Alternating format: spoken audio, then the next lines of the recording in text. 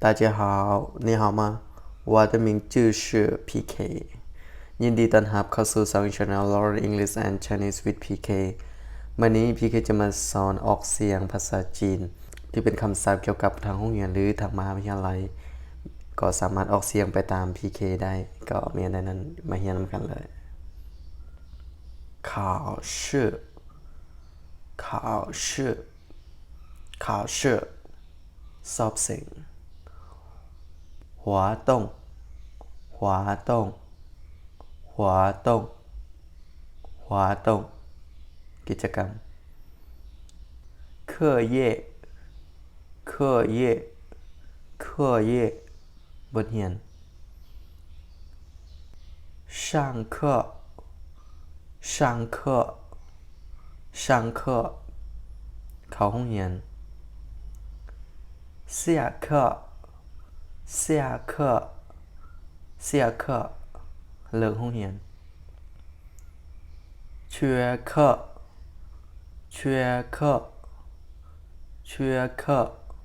ขาดห้องเรียน学校学校学校ห้องเรียน大学大学大学มหาวิทยาลัย学费学费学费ค่าห้ำเรียน课余课余课余นอกเวลาเรียน课外课外课外นอกหลักสูตร问答问答问答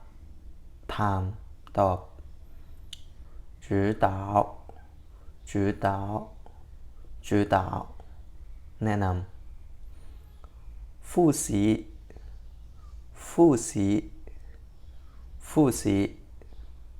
ทวนคืน背诵背诵背诵ท่องจำ学士学士学士ปริญญาตรี硕士硕士硕士ปริญญาโท博士博士博士ปริญญาเอก放假放假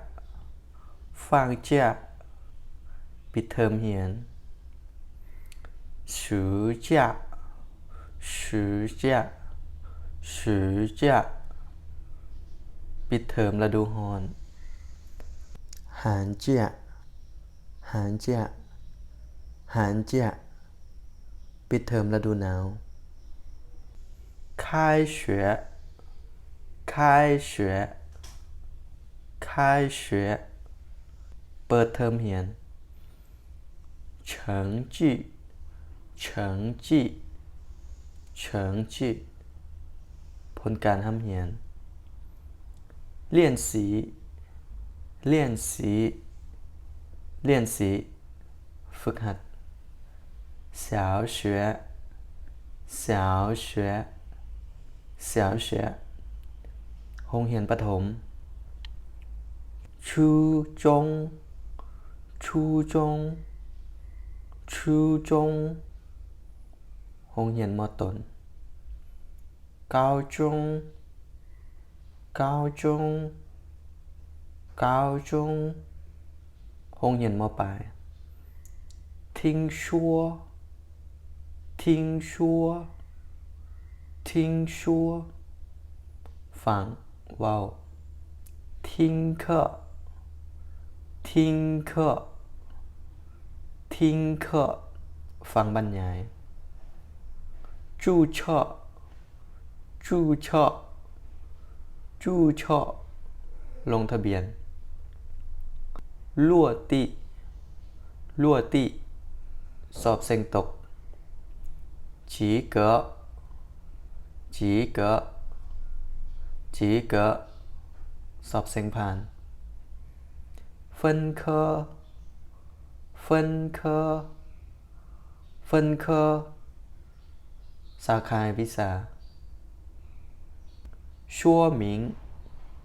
说明说明อธิบาย课本课本课本หนังสือเรียน毕业毕业